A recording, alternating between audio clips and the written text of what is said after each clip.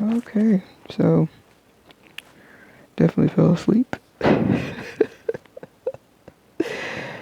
Oh man, I had kind of debated whether or not to record today because it is Christmas Day.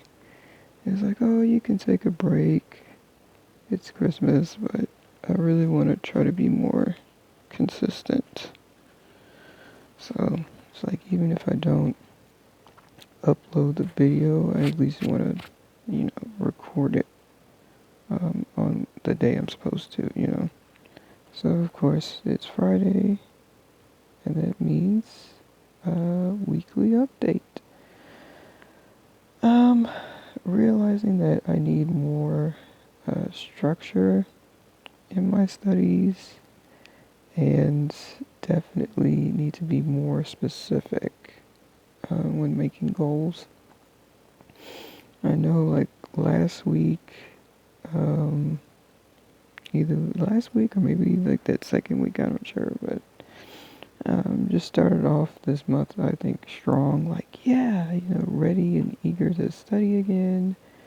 Haven't After having gone through like burnout in November, so it was like, yeah, I'm ready to learn these languages, ready to become fluent, and yeah, somewhere down the way it went downhill because I didn't really have like a clear cut action plan. Like, I have ideas, and I think there's just in general, I have ideas and like aspirations and things I want to do.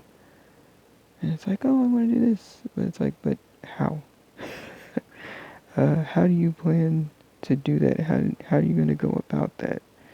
Um, Otherwise, you end up just kind of wandering around and you get lost. And it's like, you're trapped in this kind of fog.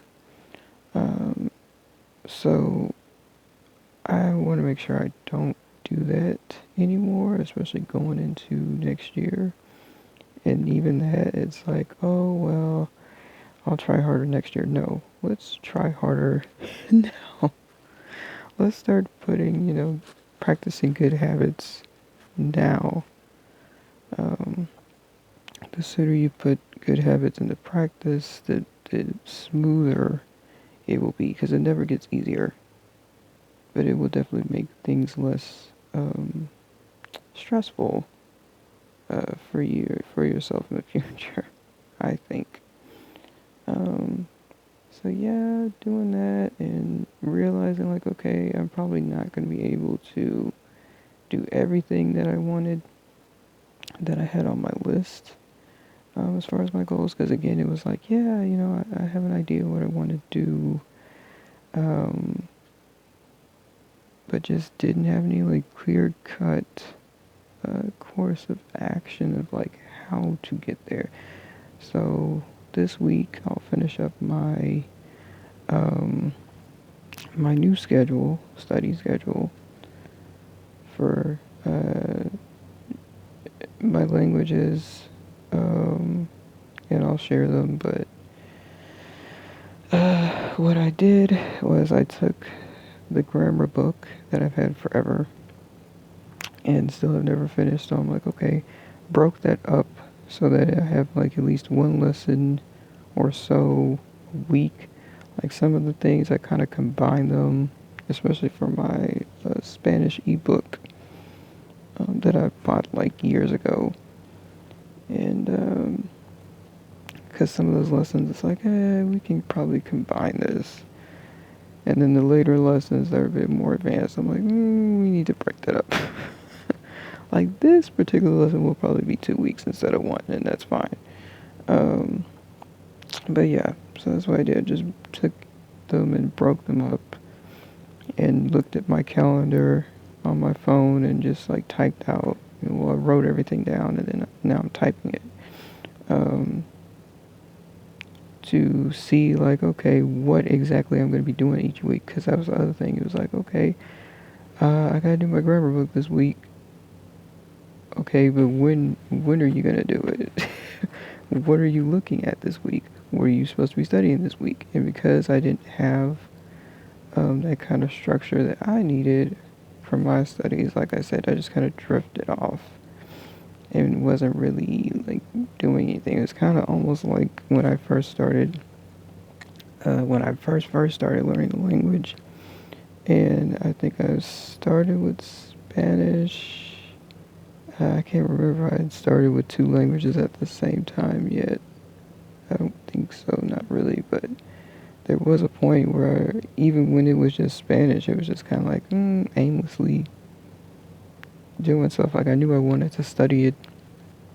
I knew I wanted to eventually become fluent in Spanish, but I had no idea what I was doing or what I should be doing, how to go about things. Like, okay, well, I need to acquire vocabulary. How? How are you going to acquire vocabulary? Are you going to, just read? What type of materials are you going to read? So things like that.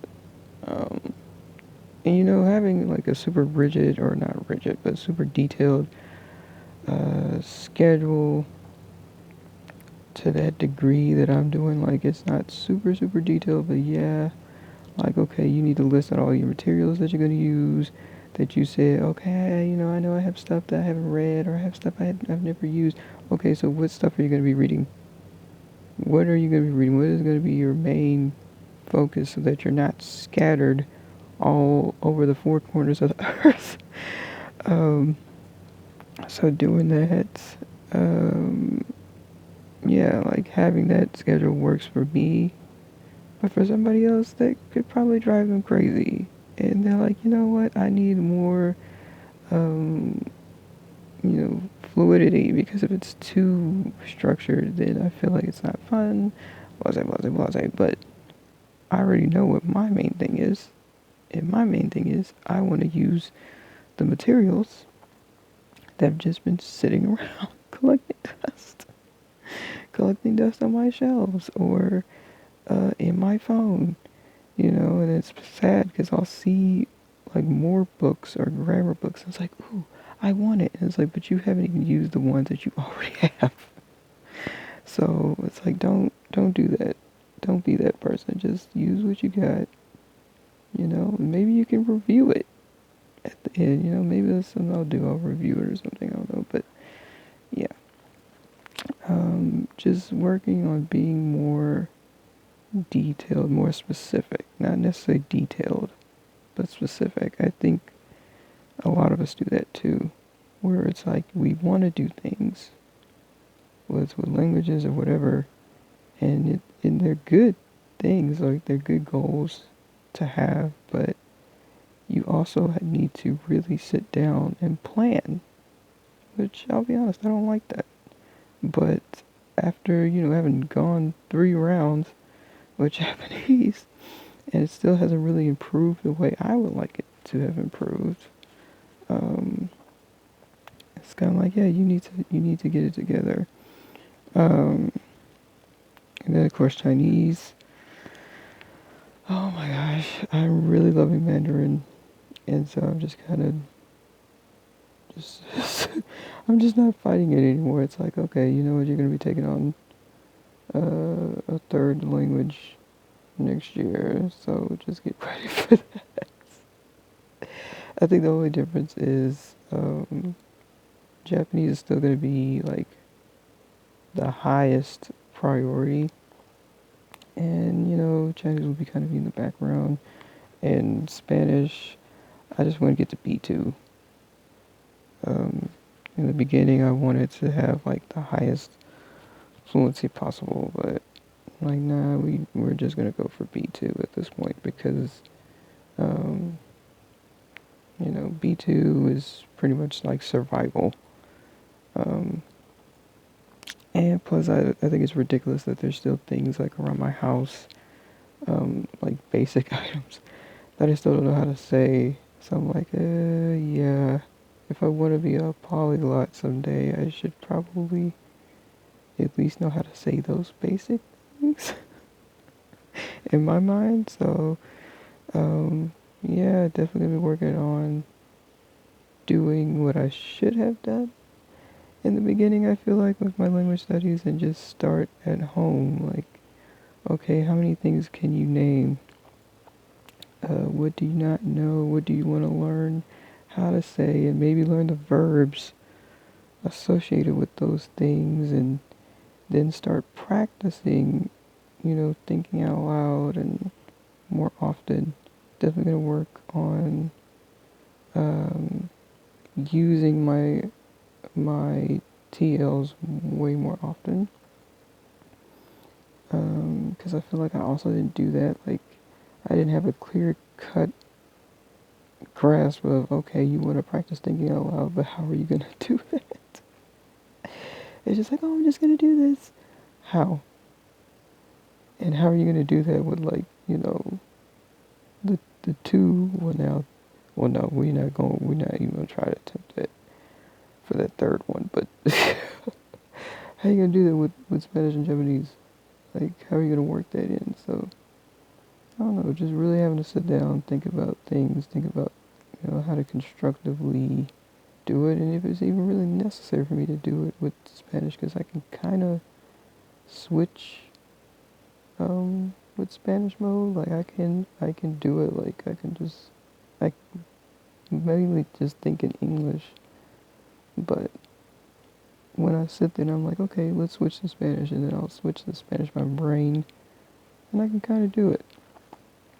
I can have those thoughts to myself, but Japanese is so weak. That's like if I try to do it in Japanese, I have to almost translate in my head, which is what you shouldn't do, right? That's like bad. So yeah, mainly my takeaway for this week, despite feeling like I've just completely gone off rails, is that it's helped me to kind of be more realistic, more focused, and more driven. Because it's not enough to just be like, oh, I'm going to say it and it's going to happen. How? How do you plan to obtain this thing that you want? You know, like you have to really look at that because, it's not enough to just say it. You have to work towards it too.